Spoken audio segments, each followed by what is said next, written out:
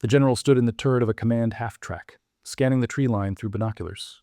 Around him, in the frozen forests of the German Eifel, thousands of vehicles sat hidden beneath cut pine branches, their engines cold, their crews waiting. It was December 15th, 1944. Sealed orders had arrived that morning.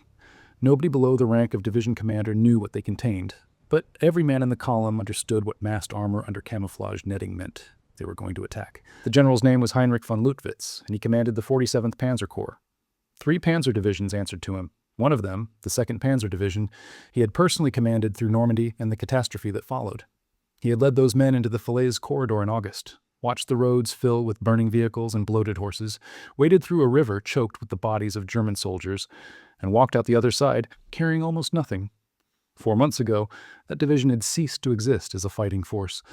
Now it sat in the forest behind him with 58 Panther tanks, 27 Mark IVs, and 48 assault guns. Its orders were to smash through the American line, cross the Meuse River and drive for Antwerp. The men who would carry out that attack were ghosts. They had already been destroyed once, and they were about to destroy a great many Americans because they had been allowed to survive. This is not a story about a decision. The decision has been covered. What has never been told is what happened after the Gap stayed open, where those German soldiers went, how shattered divisions were rebuilt from walking skeletons into armored strike forces in less than 4 months, and what it cost in American lives when those same formations came back in December to launch the largest battle the United States Army has ever fought. To understand what escaped through the Falaise corridor in August 1944, you have to understand what the corridor looked like from inside it. The accounts that survive are almost impossible to read without flinching. The gap ran between the towns of Chambois and Troon in Normandy, narrowing at points to a few hundred meters. On both sides, Allied artillery had the road under direct observation. Above, fighter bombers circled in relays, attacking anything that moved. The only way through was at night, on foot, through fields that were already carpeted with the dead. General Luttwitz, then commanding the 2nd Panzer Division, later described what he saw. Mountains of vehicles, dead horses, and dead soldiers scattered across the road, increasing in number by the hour. A gunner from the 277th Infantry Division reached for a soldier sitting on a stone, grabbed his arm to pull him to safety, and the man rolled to the ground. He was already dead. A signals officer with the 12th SS Panzer Division was riding in a truck creeping along the Falaise road when shrapnel tore through the cab. He looked back and saw the entire column on fire. Everybody was running. The Dives River, which the retreating Germans had to cross, was choked with the corpses of men and horses. The water was not water anymore. It was something else. The roads on the far bank were so jammed with wrecked vehicles that in places soldiers had to climb over the debris rather than walk around it. An RAF officer who flew over the pocket described roads choked with wreckage and swollen bodies, with bits of uniform plastered to shattered tanks and human remains hanging in grotesque shapes on the blackened hedgerows. And through all of that, tens of thousands of German soldiers kept moving east. What emerged from the far side of the corridor were not intact divisions. They were remnants. The 116th Panzer Division, the Windhund, came out with 600 infantry and 12 tanks. The 2nd SS Panzer Division, Das Reich, could muster only 15 tanks and 450 soldiers. Panzer Lehr, Fritz Bayerlein's elite formation, existed in name only. The 12th SS Panzer Division Hitlerjugend was reported by Army Group B as having ceased to exist as a fighting force, reduced to 300 soldiers and 10 tanks. The 1st SS Panzer Division Leibstandarte had abandoned nearly all of its remaining armor and artillery during the retreat and suffered over 5,000 casualties in Normandy alone. But here's the detail that most accounts skip, and it is the detail that explains everything that happened 4 months later. The divisions lost their equipment. They did not lose their brains. The command staffs, the corps headquarters, the experienced company commanders, the veteran sergeants, the tank crew leaders who had been fighting since Kursk or North Africa, the radio operators and maintenance chiefs and artillery spotters whose skills take years to develop, those men walked out. Equipment can be replaced in weeks. A Panther tank rolls off a factory floor in 6 weeks. A trained Panzer crew commander takes 3 years. What escaped through the Falaise corridor was not hardware. It was institutional memory. And that distinction is the entire story. If you are finding this valuable, subscribing genuinely helps. It tells the algorithm this kind of deep research is worth showing to more people. Now, back to the ghosts of Falaise, because what happened next should be studied in every military academy in the world, and almost nobody talks about it. On August 17, 1944, Field Marshal Walter Model arrived on the Western Front. He had been pulled from the Eastern Front, where he had earned a reputation as the one General Hitler sent to impossible situations. His nickname among his own staff officers was the Front Line Pig. Nobody liked him personally. Everybody conceded that he was extraordinarily good at preventing disasters from becoming annihilations. Model's first decision was the one that mattered most. Where his predecessor, von Kluge, had been paralyzed by Hitler's refusal to authorize a retreat, Model went directly to the Führer and extracted permission for the immediate escape of the German 7th Army and Panzer Group Eberbach from the closing pocket. That decision is the reason tens of thousands of men made it across the Dives River instead of dying west of it. Model then established his headquarters at Oosterbeek, near Arnhem in the Netherlands, and set about what historians have called one of the most remarkable feats of military reconstitution in modern warfare. The plan was straightforward in concept and staggering in execution. The surviving cadres of each shattered Panzer division would be pulled behind the Westwall, the old Siegfried line of concrete fortifications, along Germany's western border. Behind that shield, new recruits would be poured into the surviving frameworks. The veteran officers and NCOs who had walked out of Falaise would receive fresh soldiers, fresh equipment, and time, not much time, but enough, to turn raw replacements into something that could fight. The German replacement system, the Ersatzheer, had been doing this on the Eastern Front for years. It was designed for exactly this kind of emergency. A division might lose 80% of its men in a battle, but if the remaining 20% included the headquarters staff, the battalion and company commanders, and a corps of experienced sergeants, the division could be rebuilt around that skeleton. The new men would be green, but they would be led by veterans who knew how to keep them alive long enough to become soldiers themselves. What made this particular rebuilding possible was something that seems counterintuitive. German industrial production in the fall of 1944 was actually increasing. Albert Speer's armament ministry, despite relentless Allied bombing, produced over 8,400 tanks and assault guns in 1944, compared to roughly 6,000 the previous year. In November and December alone, 2,277 newly manufactured armored vehicles were shipped to the Western Front. Fighter aircraft production had tripled since January. The factories were still running. What they could not manufacture was experience. And experience is what had walked out of Falaise. Model's rebuilding happened faster than anyone on the Allied side believed possible. The 2nd Panzer Division was reorganized in Germany, absorbing the depleted 352nd Infantry Division, the same unit that had defended Omaha Beach on D-Day. Its tank complement was reduced because there were not enough Panthers available, so some companies received assault guns instead. But its command staff was intact, its operational doctrine was intact. Its sergeants were the same men who had fought at Caumont and Mortain.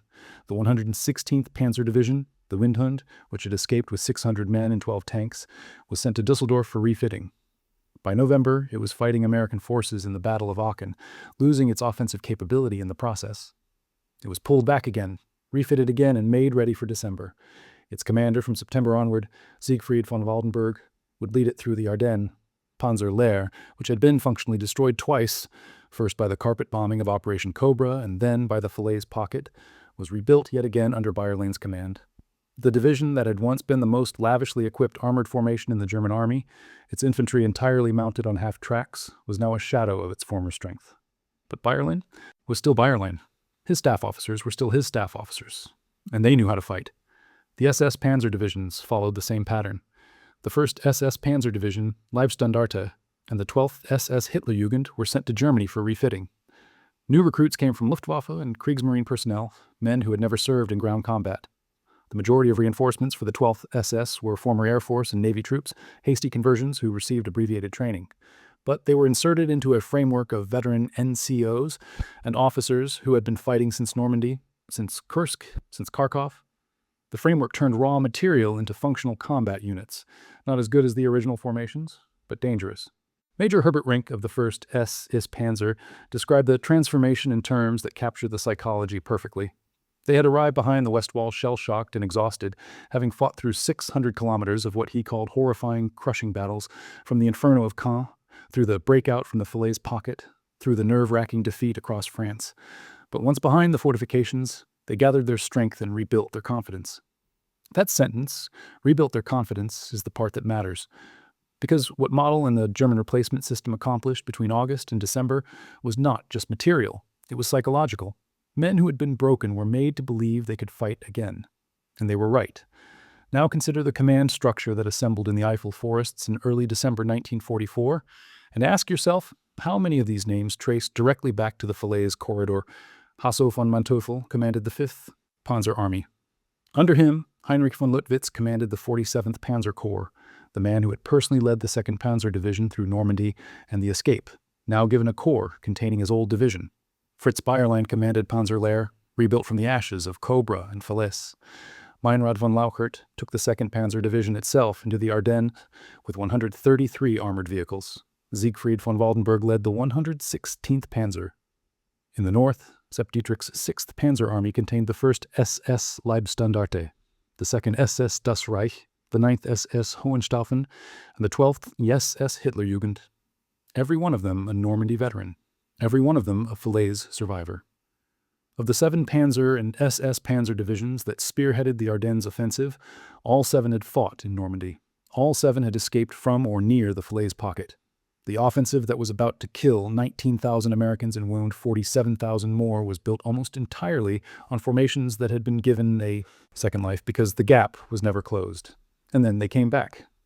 At 5:30 in the morning on December 16, 1944, a 90-minute artillery barrage tore into American positions along an 80-mile front in the Ardennes forest. When the guns stopped, 240,000 German soldiers attacked. The Americans holding that sector were a patchwork of exhausted veterans recovering from the Hurtgen forest and green replacements who had never heard a shot fired in anger. They were outnumbered in some places, 10-1. The 2nd Panzer Division struck the 28th Infantry Division's 110th Regiment at Clairvaux in Luxembourg. The 110th had roughly 5,000 men covering an 18-mile front. That is 5 times what doctrine considered a normal divisional frontage. Facing them was Luttwitz's entire 47th Panzer Corps, 27,000 infantry with 216 tanks and assault guns. The 28th Division had just suffered approximately 5,700 casualties in the Hurtgen forest. These were exhausted men, newly reconstituted to about 80%. Strength assigned to what was supposed to be a rest sector.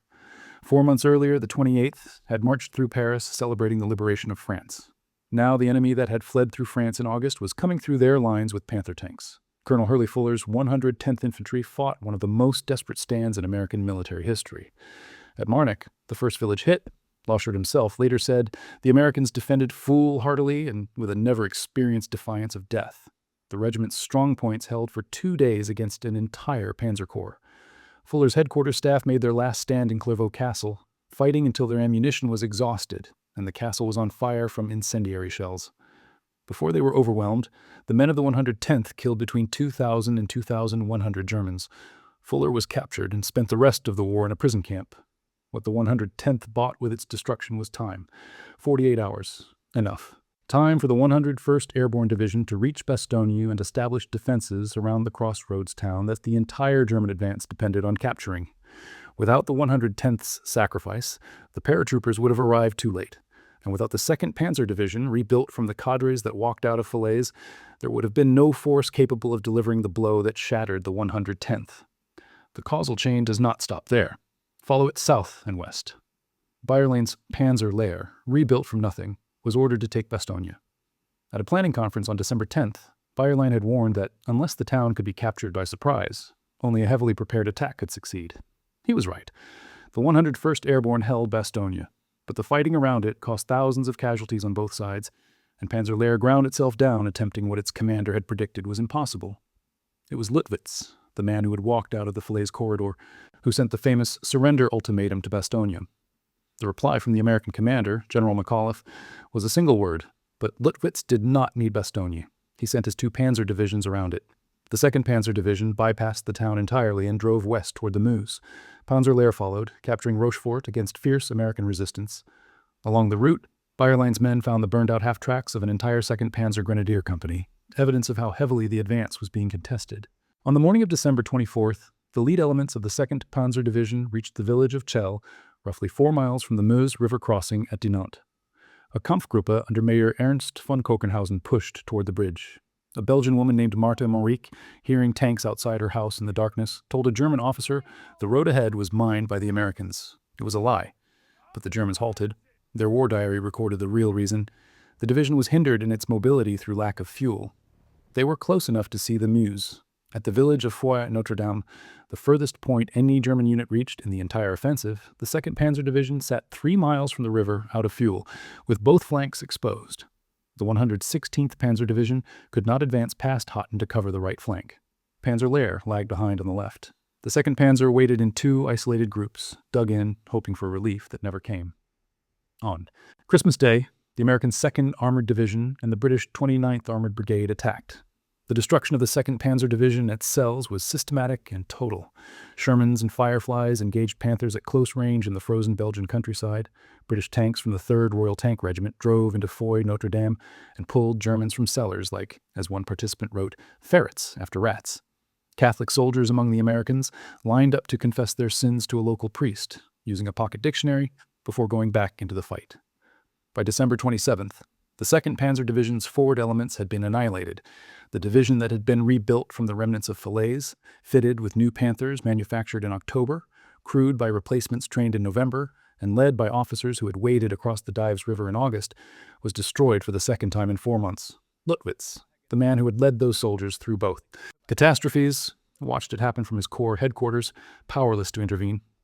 In the north, the SS Panzer divisions fared no better. Kampfgruppe Piper, the spearhead of the 1st SS Leibstandarte, advanced 30 miles in the first days before being cut off and destroyed near Stoumont, leaving behind the Malmedy massacre and a trail of war crimes. The 12th MSS Hitlerjugend threw itself against the American 99th Infantry Division at Elsenborn Ridge and was stopped cold. The 2nd SS Das Reich fought a grinding battle for weeks without achieving its objectives. The Ardennes offensive, built on the survivors of Falaise, broke against American resistance and ran out of fuel in the frozen forests of Belgium. The final numbers require a moment of silence. Approximately 19,000 Americans were killed in the Battle of the Bulge, 47,500 were wounded, 23,000 were captured or missing. The total, roughly 89,000 casualties, accounted for 1 in every 10 American combat losses in the entire Second World War. Among the German formations that inflicted those casualties, the proportion that traced directly to the Falaise corridor is not a matter of interpretation. It is arithmetic. All 7 Panzer and SS Panzer divisions that spearheaded the Ardennes offensive had fought in Normandy. All 7 had escaped from or through the Gap. The headquarters staffs that planned the attacks, the experienced NCOs who led the assault companies, the veteran tank commanders who knew how to exploit a breakthrough, every one of them had been given a second chance by a corridor that stayed open long enough for them to walk through it. One of the 2nd Panzer Division's Panther tanks survives today. It stands outside the crossroads in Celles, Belgium, stripped of its road wheels and tracks, a monument to the high watermark of the Ardennes offensive. The tank was manufactured in the autumn of 1944. Its crew was trained in November. Its commander was an officer who had served with the division through Normandy, through the corridor of burning vehicles and dead horses along the Dives River, through the long retreat across France, through the rebuilding behind the Westwall. He had walked out of a trap that was never closed, and 4 months later he died 3 miles from the Meuse, killing Americans, in a tank that existed only because he had survived to crew it.